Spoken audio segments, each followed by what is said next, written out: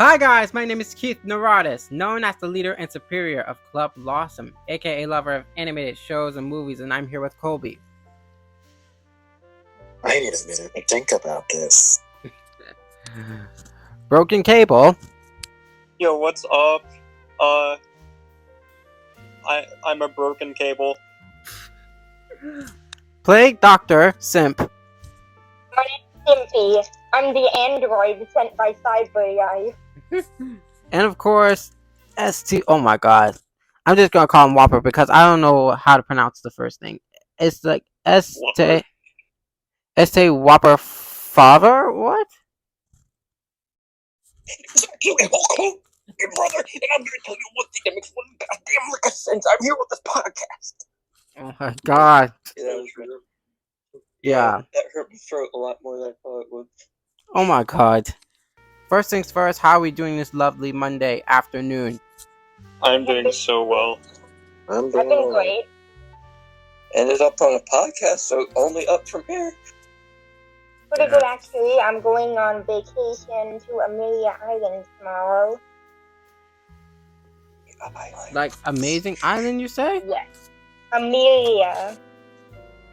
Amelia. Oh, okay. Amazing. I hope. Yeah, because at first I thought I heard Florida. Amazing or something like that. Anyone excited for Nimona to come out in 4 days? I don't. Wait, is it this shape-shifting girl? Is that what it is? Yes. Like, have you? Like, you already saw the trailers, right? Well, I just gotta make sure there are a lot of shape-shifting girls in the world. I've been more focused on Elemental, so I haven't really heard much about that movie that you just mentioned. Wait, have you seen Elemental? Oh my god, I haven't seen the movie yet. They had mixed reviews. I saw. Can you answer one question? This is very important to me. Yeah. Is it a movie about segregation? Interracial relationship. Okay, I was about to say, I thought it was a movie about racism or something like that. It is an allegory for racism. Didn't they already do that with Zootopia? Like, I mean, kinda, because Amber's parents didn't really approve her of dating Wade, the water guy. Okay. they use stuff like fireball as slurs, and it's kind of awkward. Fireboss? A slur? Fireball! The most offensive thing to call someone. A fireball. When I saw the previews to that movie, I thought about Avatar: The Last Airbender, and like how one of the fire people were like, fire can kill things, water can't. Water. Well, water. Oh my god. Drowning victims, am I a joke to you? Water can kill people. It drowns people. You can die from drinking too much water. Yeah, like it, cause Aren't we here for Helluva Boss? yeah, Helluva Boss. You mean? Yeah, Show. yeah. We should just get. Funny killing demons. Yeah, we should usually just get to the topic right now. Oh my god. Alright. Yeah.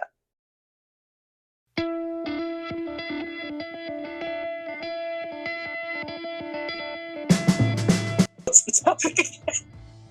The topic was Helluva Helluva Boss. You know? The boss. But what about it? No, I'll tell you later. Demon guys.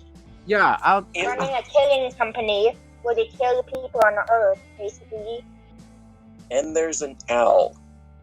That's important. They're important. Yeah, That it's is true. yeah. No, I'm gonna bring this up now. Stella looks weird in the pilot. I'm gonna bring that up now. The colors are like really off-putting. I'm Yeah. gonna do this right now. Just rewatching the pilot now. The art style, the color looks a bit. It has this grayish feeling before the finalized version of the show. Gray. I didn't say greenish, but grayish. Just give me this grayish vibe. I mean, in the pilot, they didn't really have finalized designs yet. They did change the designs a little bit, and a few voice actors changed. Yeah. Well, yeah. Stella's voice actor was different in the pilot, right? No, Millie's voice actress was different in the pilot than in the show. Well, Millie's voice actress was Luna's current voice actress. Are you trying to crush his dreams, Moxie? What? I thought I knew you. Guilty and innocent aren't our business, Mox. Killing who we're paid to is our business. Shoot the target. vocal range is amazing. Like, they don't sound dissimilar at all. Yeah, it's honestly really impressive. Yeah. But anyways, the pilot, it's fine. Just that whole thing when, like, what was it? They were talking about Luna and it went into a flashback in the flashback. Yeah, there were a lot of flashbacks. Yeah, I feel like I remember some of the flashbacks was spoiler foreshadowing of how it tied everything together when we move forward into the series. To be honest, like, the pilot's actually a really good exposition. Like, it gives you a little gist of what the world is about, how things work. Yeah, I was gonna say, it does a really good job of, like, world building and sort of introducing the whole concept of, like, what they actually do and, like, sort of their dynamics and stuff. Yeah, that's something to praise about the pilot because like, I saw a thing, well, I watched the thing, The Odd Ones Out was talking about a show. Your pilot shouldn't be the beginning. It should be like a hypothetical later thing. And yeah, it does good with that. That's why I also like when it comes to like pilot episodes, not just from the show, but for other animated shows. Like, for example, a sister show or spin-off show, or this show is supposed to be a spin-off to another pilot, which is Hazbin Hotel. Because looking back at the pilot now, it seems like when Hazbin Hotel got greenlit, it might get more budget than we have on Helluva Boss, because Helluva Boss is an indie show, you know, a web series. They fund the show through all the money I spend on the thins. That's so much merch. It's kind of ridiculous. I want to make an indie show, but I got no money. I like that Brandon Turner, the voice actor now. He's funny on his own, but I like that he's in this. Have you guys seen the people that made either animatics of Brandon Turner's original videos on his channel, but they animated it with scripts instead? Yeah. Oh, I remember I watched one of the videos. It was hilarious. It's something like Blitz would do. It's like the voice, like the character and the voice actor has so much in common. I remember the one animatic. It was Blitz walking up to a mother, "Hello, bitch," and then he kicks the baby. Yeah, I remember that one. Didn't he actually kick a baby in the show? No, That was Luna. Oh! I don't remember. I have to rewatch the entire series because But season 1 is already Blitz over. Kicks a Baby is like calling back to a Brandon Rogers skit. For some reason, I thought about South Park, because in the early seasons, Kyle would do Kick the Baby with Ike, and I don't know why I thought about that with Luna. Kick the baby! Don't kick the baby!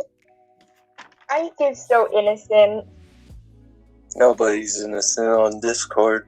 Congratulations, Keith, you made people not innocent. Oh my god, what have I done? Don't Wait, look at me, but I'm just having a good old time. So, I meant to say, it's not Discord. ooh, excuse me.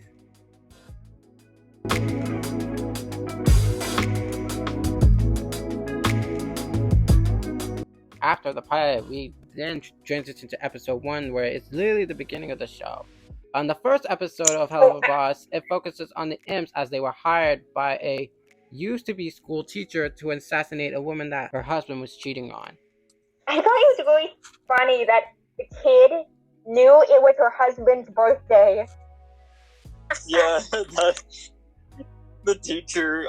I feel Yeah. like it could be no That's funny. shocking if the kid who just found out it was her husband's birthday could actually be the child, like could be like a daughter or something, daughter or son. Was it a girl or a boy that said it? It was the kid in It was the a dungeon. No, I was saying the kid. Was it a girl or a boy that said it was the husband's birthday? Boy. Okay. Yeah. It was a It was a dude. boy. Okay. He just goes, "Don't forget, it's your husband's birthday." And this is And it's her That's why- husband's birthday. It was like part of the song. My favorite thing about episode 1 is that the humans are sort of made out to be more demonic than the actual demons. Yeah, it's more like opposite, whereas the demons is more humanized than the actual humans in the show. Yeah, Yes, I did that's not sort of like notice that that. subversion of. They just talk about how they see, like, their husband's new wife as, like, a hero or something. Oh my god. That's what really just literally threw me off guard. That's what's really bugging me. Just because she survived She is being the nearly sole get reason killed why and she's Mrs. all of a sudden Mayberry become a hero. She's the sole reason why Mrs. Mayberry is in hell. How does that make her a hero? My question is, Like how just did because Mrs. she Mayberry survived doesn't make her know a hero at that? all. How did Mrs. Mayberry know that the girl that her husband was cheating on her with? How did she know like what ended up happening to her after she died and went to hell? Oh, I have no idea. in the context of, you know, Like, do they get like a briefing before they go to hell? It's like, okay, this is the shit that's going down. Bye. It's actually a good headcanon. Yeah, I feel like they get some sort of briefing before they're sent to hell, because otherwise you wouldn't know that. that kind of tracks because remember the demon and the pilot that was like, I killed my wife and the state of Ohio put me down. If only I could kill that jogger. Of course, it's in Ohio. So true. Oh wow, really? I swear I've watched that first episode like 8 times, and I notice something new every single time. The one thing with that episode, when she has the bandages on her head, just one of her eyes not being there, it looked weird. That looks so awkward. I don't know. She looks like a cyclops. I don't know why, but the way she was like had the bandages on, she made me think of that guy in SpongeBob who was like, every morning I break all my bones or something like that. Every Oh, morning. I remember that episode. Yeah. That dude is I such lie a awake con and I can artist. put me to sleep. Heck, he might be a better con artist than Ida and Uncle Stan. I mean, they have heart. Anything that heart can have a heart attack, I believe. But it's a fish. What is he gonna have a heart attack about? He can't eat salt. Oh, It's gee. even salt water. He's not drinking it. Because it was in the first episode. Why would hell have a fire department? I think that is just perfect, though. Oh my I god. mean, hell is literally on fire. Well, I would think. Yeah, like instead hell of is them supposed to be shooting symbolic for water- fire. Yeah, fire. I would think instead of them shooting water, they shot fire on things that weren't on fire. Oh my gosh. That would definitely be hell in a nutshell. When you die, do you think you're gonna go to hell, to heaven, or Ohio? We'll tell you more about that when we get to the 4th episode, but that's another podcast for later on the line. Before we move on, there's one thing that shocked me about the first episode. You remember the teacher that we first met in the episode? Apparently she was voiced by Mara Wilson, who you may not know of, was in Matilda. Right. Speaking of first episode, the cops had no restraint at the end, which was great. I love the little Easter egg of the billboard. There's this one scene with a billboard after they're done like talking to the fire department, and then you can see in the background there's a billboard that IMP made. Oh! Gotcha. I did saw that billboard. Kids died, and Moxie's face when he got a piece of his teddy bear fly and hit him. That I think that just messed him up permanently, because like he's been a lot tougher ever since. I think that just changed him. I mean, look at his face in the party. Like when I first started watching the show, I just need to get to know more of these characters.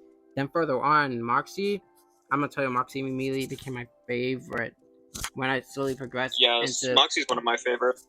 They're like children. I can't choose favorites. I can choose least favorites, but I can't choose favorites. I'm kind of in that same boat where I don't think I have a definitive favorite. I just have numerous different favorites for different reasons. And I'm going to say that least favorite right now. That mechanical guy in the second episode. Oh, Lucy? I don't like him. He's not funny. I like his voice a lot. I think his voice actor is like really funny. I was going to bring up the joke that made me laugh too much was when they were talking to that Apple mascot guy, and Moxie was like, "I bet you're a pervert in there." And then when they walk out, he's like, "Yeah." How he got in Gust on our first try, and he's wow.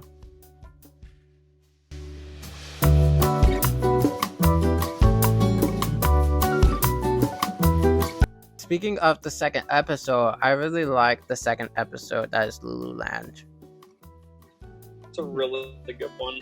I got the intro with Octavia. It just shows how dysfunctional her family is. Yeah, and we sort of get an idea of what Stella's like, but we don't know the full extent until it's like elaborated on. So as far as we know, Stolas is just cheating for the sake of cheating. So it was a nice little exposition to get us thinking before they actually started elaborating on it. What I also liked is that though we rarely saw Stolas in the pilot in episode 1, and when we did saw him, he was just calling Blitz. He got an episode of his own. He had the biggest hype. Yeah. I kind of thought he was going to take the back seat. Like, he was just going to be the phone guy. But he didn't. Some FNAF. There's been this thing going around on social media, like, today. And it's from Loo Loo Land.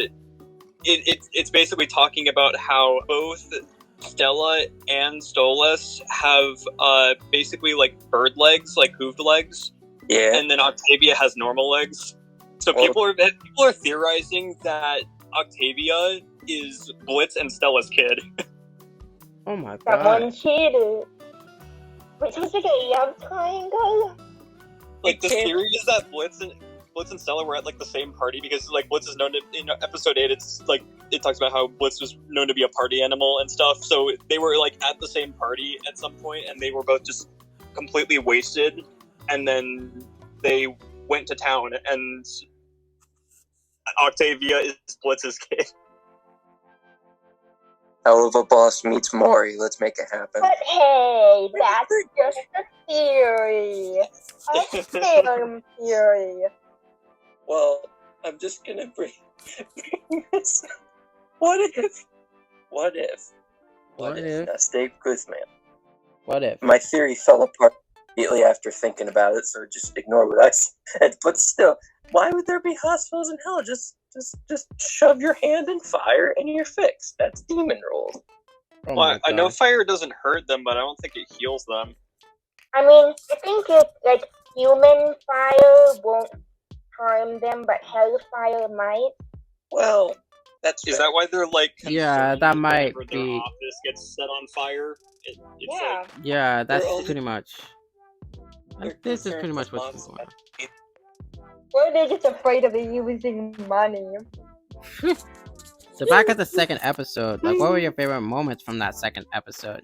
The transition from young Octavia to the current Octavia, like that actually shows how much you can change from family-related trauma. Oh my gosh, that's true. Like, I really liked the beginning of the episode with the flashback. the beginning of and the episode is just peak. I love it. Yes, The song just goes so hard. that was I like the best the highlight. planets going in. Yeah, the visuals are just insane during that song. It's just a really good introduction. Yeah, I swear, And then I love, like, VivziePop did amazingly well done along with her crew on that song Mhm. segment. It was just amazing. I absolutely love Millie's fascination with the thing.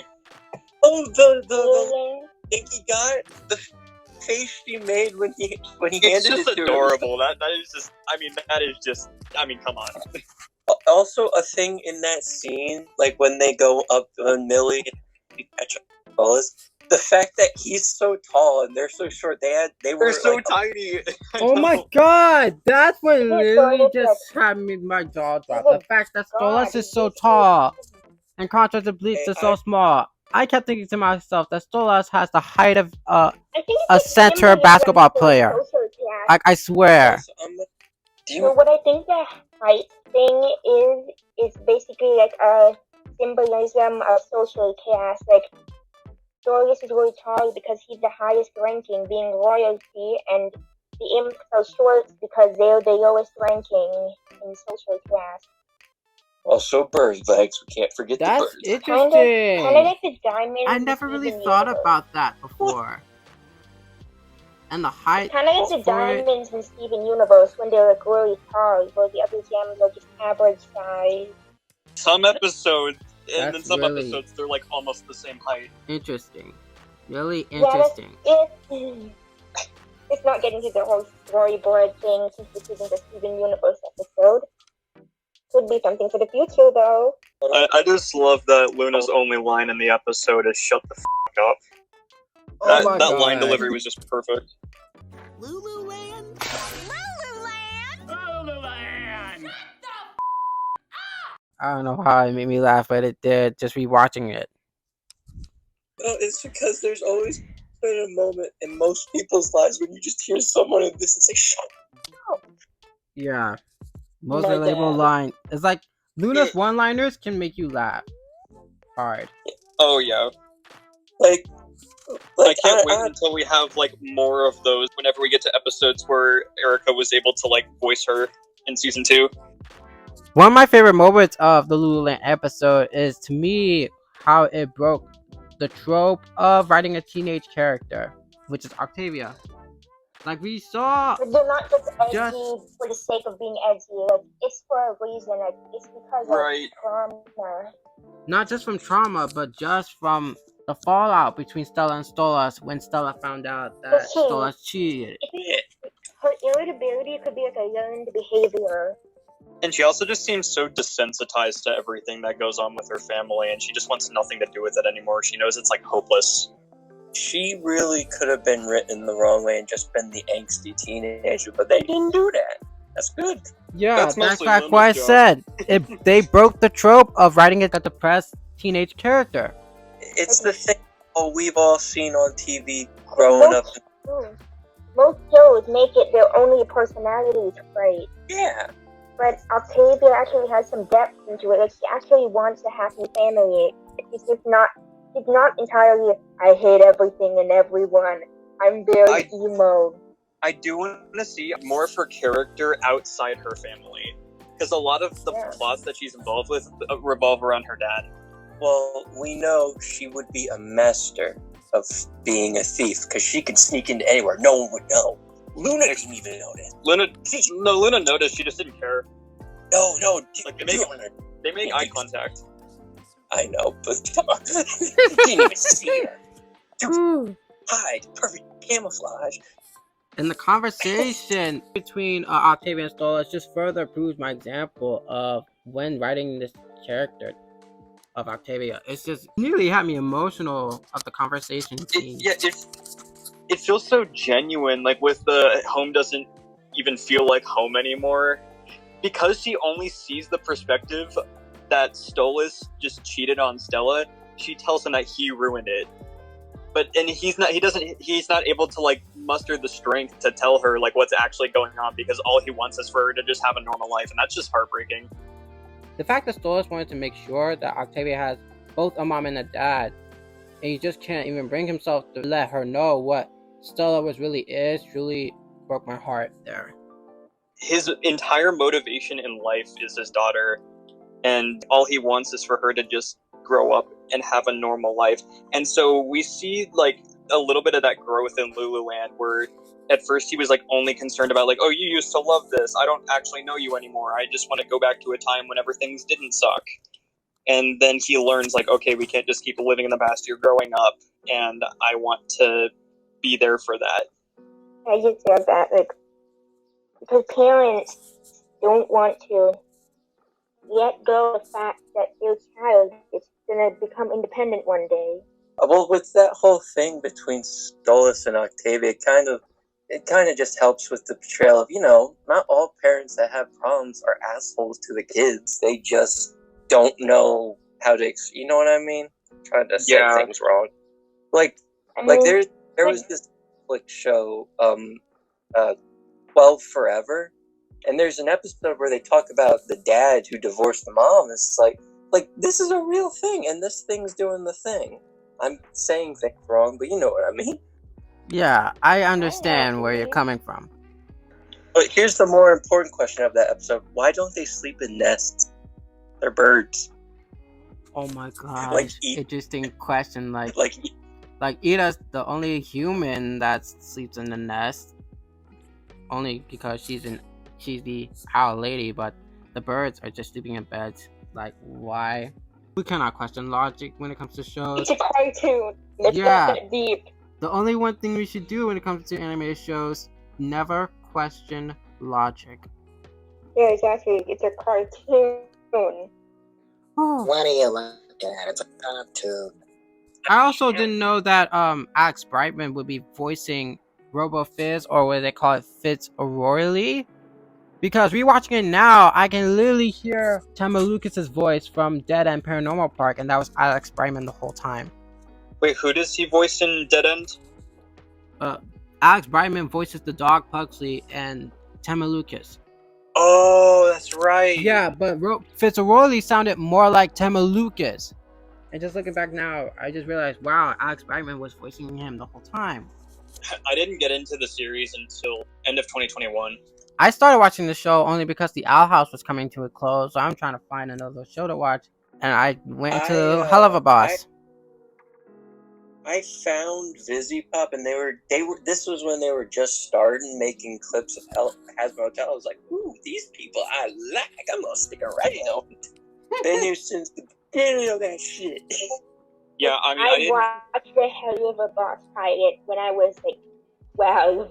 I remember watching the first episode of Helluva Boss in like an airport because I was like, you know what? Why not?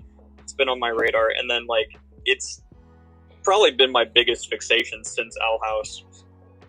It became the newest sensation across the nation. Yeah, So like true, I've been but more yeah. hyperfixated with just Moxie in general, because Moxie just started watching it and then slowly progressing into enjoying Helluva Boss. Moxie immediately became my favorite character, just like that. That's actually like groundbreaking though for indie animation. Just what Vivzie has been able to do for the scene. Like she's paving the way for other animated shows like Lackadaisy Murder Drones to be able to flourish on this kind of platform. Yeah, like back in the early days when these indie animations came out, they were all basically the same. Like, right.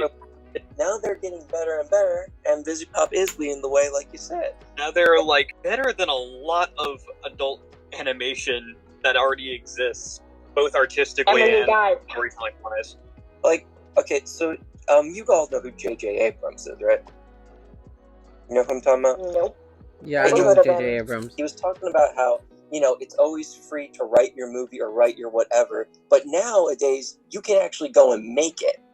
And like that's what the point I was trying to make was you can go and do it now. Hooray! You don't need to go to these expensive publishing companies and stuff anymore. Like, you have the internet. Yeah. Well, they sure just kind of defied all odds because it was sort of unheard of to just like, fine, I'll do it myself with a whole ass cart. Yeah, no, remember, it's not just VivziePop. She had amazing crew that she could hire to help make this. Oh yeah, shows exactly. possible. Yeah, whenever I say VivziePop, I like sort of imply the entire crew because there's so much talent involved with the show, and I think the voices especially are just perfect. I actually feel like Brandon Rogers was made for his role as Blitz. Oh, yeah. I couldn't imagine any other person voicing him. It is just actually perfect. The Hazbin Hotel stuff, that's what made him big, right? First, it was the JJ animation to Die Young, which I think is just the coolest thing about episode 8. Is like it's almost calling back to that because like the Die Young video is a cover to a Kesha song, and then the voice actor 5 years later, he actually gets Kesha to voice one of her characters. I mean, that is just her career coming full circle, and I think that's so cool. That's what really shocked me the most. It's like, oh, I can now see why it was very difficult for them to release episode 8 a year prior. Yeah, because they had that whole lawsuit going on between Kesha and her producer that only just got settled. So it's so crazy that Kesha went from suing her to being in the show. It's not just Kesha; it's the whole assholes behind her. Yeah, it was mostly her producer and the people she was under contract with. With that being said, I'll let you know what to expect. Like right now, I was originally wanted to do episodes 3, 4, and 5 next week, but given the fact that next week is like Independence Day week, or in which case 4th of July week, since we all know 4th of July is Tuesday, I decided to give you like a week off because I know you guys might already have some plans. But on the 10th, I will have the Nimona podcast. Then on the 17th, we'll do 3, 4, and 5. hopefully we get more people involved. Cool. With that being said, thank you guys for all being in another awesome podcast. Be sure to watch Nimona when it comes out like Friday. Yeah. We won. We did it. #1 podcast on Apple streaming right now. #1. We did it, guys. We did it, guys. #1 on YouTube. It's the most 5-star.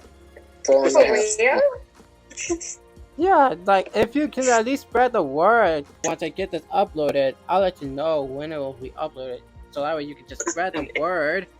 It'll be much appreciated.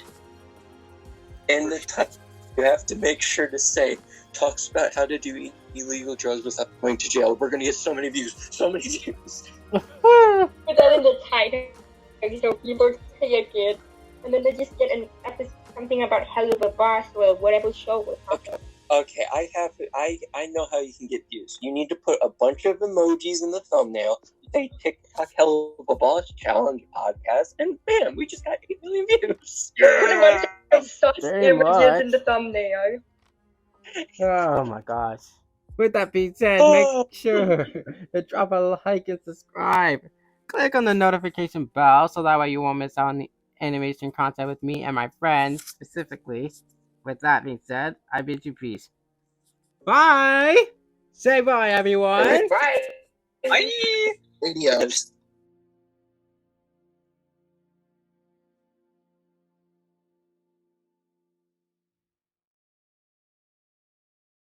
Joke ready, but I cannot remember his name. I have to find out. You know what? I'll just wing it. If you guys haven't read the Unabomber's manifesto, you should. It's a real page turner. Carl, what is it like? What is like the theme about it? What theme about it? What is it? What genre is it? What was it? Yeah, that's what I'm trying to say. Genre. What genre is it? The manifesto. Manifesto of the Unabomber's. Real page turner. Did you guys ever watch the Justice League cartoon, the one in the early 2000s? I think I may remember but I want some, that band. but I don't know. In one of the episodes, there's like this zombie guy named Solomon Grundy. He calls Hawk Girl Bird Nose, and that's immediately what I thought of when I saw that bird. Oh, Verb. now I get the joke now. This podcast is going to do wonders for my non-existing YouTube career. So Yeah, true. because this is pretty much everyone's debut besides Kobe. Fucking everybody's not gonna ignore the Whopper like they are. Oh my God. That Burger King commercial just won't stop. Every time I watch something on TV, that Burger King commercial just won't. Like, stop. That commercial has grown on me, and I never thought I would say those words. It came from the 70s, believe it or not. Yeah. You were born in the 70s? No, the song came from the 70s. The Whopper song? Kind of, but, well, It's a very different version of it. The tone of it. Speaking of food and songs, you guys remember those old $5 footlong commercials, right? I remember those. I think it was Subway. Have you ever heard it in Arab? Oh God. Arrow? They go, holla, holla, holla, holla, footlong.